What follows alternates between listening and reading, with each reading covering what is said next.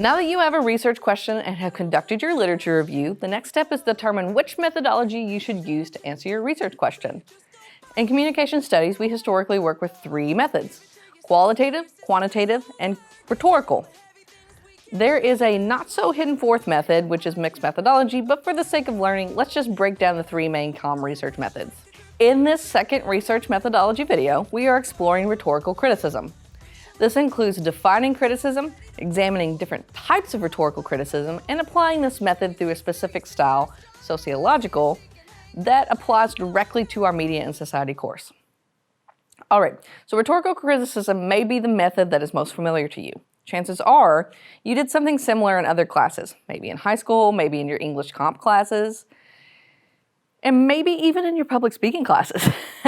You most likely have come across this style of research as it is very much related to individual interpretation of something. That is not just argument, though. Rhetorical criticism is devoted to textual analysis of something, like a film or an art piece or the Farmville Troll Bridge.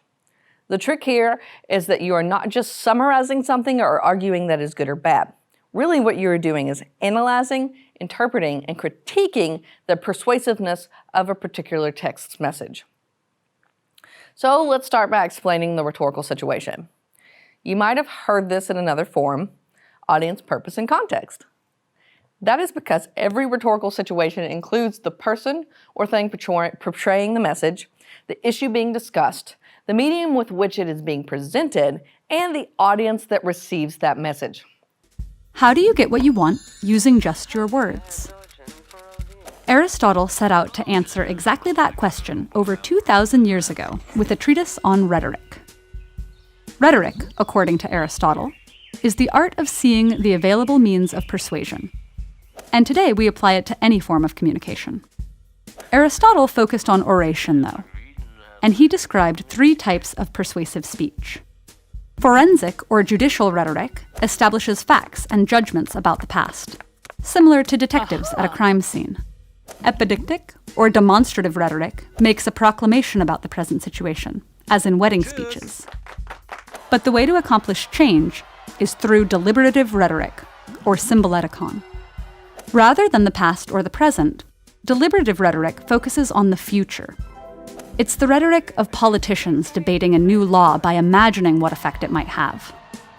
Like when Ronald Reagan warned that the introduction of Medicare would lead to a socialist future spent telling our children and our children's children what it once was like in America when men were free. But it's also the rhetoric of activists urging change, such as Martin Luther King Jr.'s dream that his children will one day live in a nation where they will not be judged by the color of their skin, but by the content of their character.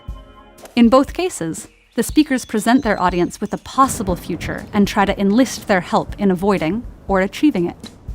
But what makes for good deliberative rhetoric besides the future tense? According to Aristotle, there are 3 persuasive appeals: ethos, logos, and pathos. Ethos is how you convince an audience of your credibility.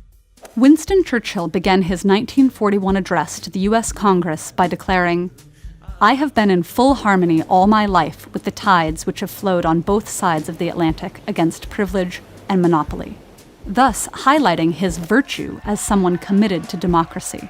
Much earlier, in his defense of the poet Archias, Roman consul Cicero appealed to his own practical wisdom and expertise as a politician. Drawn from my study of the liberal sciences and from that careful training to which I admit that at no part of my life I have ever been disinclined.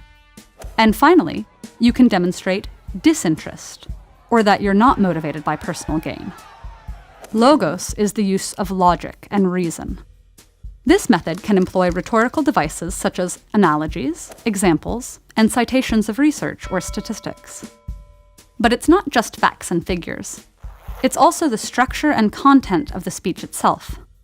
The point is to use factual knowledge to convince the audience, as in Sojourner Truth's argument for women's rights. I have as much muscle as any man, and can do as much work as any man. I have plowed and reaped and husked and chopped and mowed, and can any man do more than that? Unfortunately, speakers can also manipulate people with false information that the audience thinks is true. such as the debunked but still widely believed claim that vaccines cause autism. And finally, pathos appeals to emotion, and in our age of mass media, it's often the most effective mode. Pathos is neither inherently good nor bad, but it may be irrational and unpredictable. It can just as easily rally people for peace as incite them to war. Most advertising, from beauty products that promise to relieve our physical insecurities to cars that make us feel powerful, relies on pathos. Aristotle's rhetorical appeals still remain powerful tools today. But deciding which of them to use is a matter of knowing your audience and purpose, as well as the right place and time. And perhaps just as important is being able to notice when these same methods of persuasion are being used on you. Let's look at the Epcot ersatz project, and at this point, you should be able to spell and say ersatz. So that's an academic vocabulary win. I'm going to use the World Showcase in Epcot as my rhetorical text here. So it's called Places Text. It's a thing, and it's super cool. In qualitative research, I would have simply been observing the people around the park. In rhetorical criticism, I am not observing the people interacting in the park. I'm more observing the costumes, the placement of props, the background, the shops, the placement of items in the shops, the rides, the entertainment, and anything else that is sending out this ersatz message to me that this is Germany, this is Japan, this is Mexico. Depending on the type of rhetorical lens I use, which we will explore in a minute, I can interpret or read this text in different ways. The steps here are easy. Pick something to analyze, pick a specific method or lens to use, analyze the text, and write your report. It's like an argument on the surface, but the deep reading, the analysis part, is what sets rhetorical criticism apart from basic argument. The concept of deep reading is actually a precursor of the communication field that stems over in English studies. It's always good to know your history, just like doing a literature review on your own field. Am I right? Right? Okay. All right. So remember that COMM Studies is an interdisciplinary field, and English is part of our foundation. In media and theory classes, you should learn about someone named Marshall McLuhan, who is big into media ecology. You should know him from this class from chapters 2 and 3 on globalization and media history. His adage, the medium is the message, is a big deal for us in communication, especially when we consider rhetorical criticism. Remember how I just mentioned a second ago about the medium being a part of the rhetorical situation? Yeah, the medium is the message here. It is part of what conveys the message to us. If I'm watching something at the movie theater, I'm getting a completely different experience than watching the same thing on my phone curled under my blankets at night. The medium in which you receive the message becomes part of the message in this regard, because it impacts your perception of what you are watching. Instantaneous world of electric informational media involves all of us, all at once. Ours is a brand new world of all-at-onceness. Global Village is not created by the motor car or even by the airplane. It's created by instant electronic information movement. The Global Village is at once as wide as the planet and as small as a little town where everybody is maliciously engaged and poking his nose into everybody else's business. The Global Village is a world in which you don't necessarily have harmony. You have extreme concern with everybody else's business and much involvement in everybody else's life. It's a sort of Ann Landers column writ large. And it doesn't necessarily mean harmony and peace and quiet, but it does mean huge involvement in everybody else's affairs. And so the Global Village is as big as the planet and as small as the village post office. Well, McLuhan's professor at Cambridge was a man named I.A. Richards, who was a big influence on the theoretical movement called New Criticism. It is because of New Criticism that we no longer just read books and poetry and discuss their surface message, but rather dissect them from an active audience perspective to uncover why we interpret texts the way we do. Why this word? What does this phrase mean in context to its historical moment when it was written? What does an M dash here represent in its use? And how is that M dash different over here in this poem by the same person? Sorry, I can never resist an opportunity to bring up Emily Dickinson.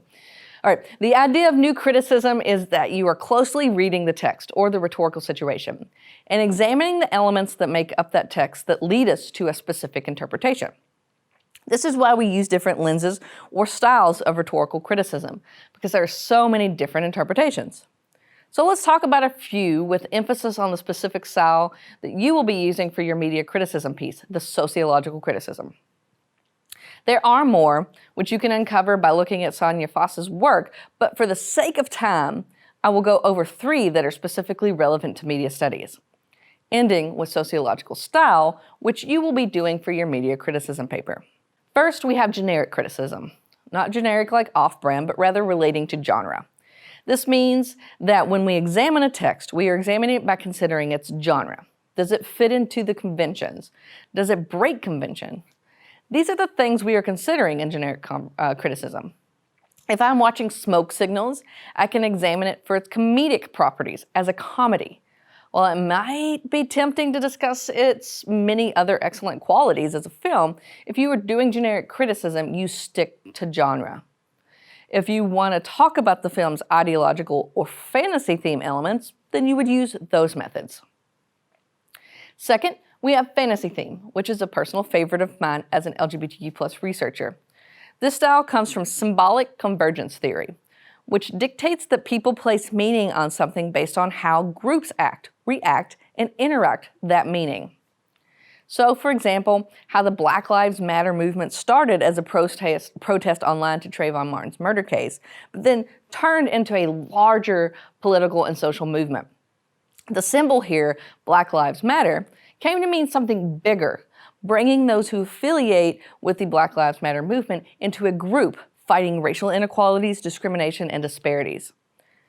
Fantasy theme similarly examines a text to uncover characters, settings, and actions that led to a shared reality in a group.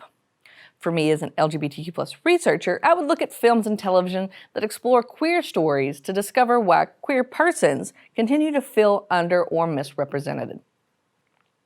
Finally, let's talk about Bruno. We don't talk about Bruno, No, really, let's use the film Encanto to explain our next method called ideological criticism. We also call this sociological criticism, which you will be doing for your media criticism paper in the Triskelion project. What you're doing here is taking your research question and identifying a film. Yes, one film is what you will be analyzing here. So pick a film that is directly on your topic, and yes, you can use a documentary. Then you will read that text or watch the film in this regard to examine how it fits into specific doctrines, beliefs, values, or principles. For the family in Encanto, their ideology is surrounded by this miracle, that this magical candle gives them power. But what happens when one of them does not get a power? Using the sociological lens here, we follow Mirabelle on her journey as she tries to repair the damage so that this family home is not destroyed and they lose their powers. What we uncover through her journey is that there's a lot of family trauma that follows with a lack of communication. When we get to the song, We Don't Talk About Bruno, we have already discovered that one sister is not talking about how much pressure she feels she is put under. And then later, we discover one sister does not communicate that she wants to expand what is expected of her, to explore her creativity. And no one is talking about the missing uncle, at least until Mirabelle asks. So maybe her superpower is listening or empathy. In the first song, Mirabelle is even hiding from the town kids that she does not have powers like her family. So there I have given multiple examples of how communication in the film Encanto relates in the family. The trick is to now connect this to society in some way. This is where I would turn to research and stories from Latine families about generational trauma and communication. Then I would use my examples I just mentioned to connect my thought on communication in Latine families and how this film represents that. Build arguments and points from there. This is exactly what you're doing for our media criticism piece. So if you need to go back and follow this example again, it's not that hard to rewind.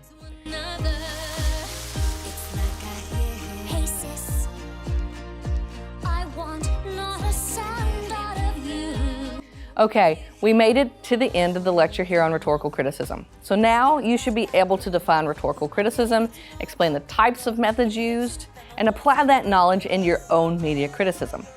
If you still struggle, go over this video again, look at the multiple resources I provide on Canvas, they're there for a reason, and definitely be sure that you are doing the other smaller things in the class, like the chapters in the lecture video exercises, because they are directly linked to our course objectives of introducing you to research and critical thinking. For now, Dr. Waggoner signing off, and I will see you again next time for our final lecture video on quantitative research. Go forth and enjoy your day.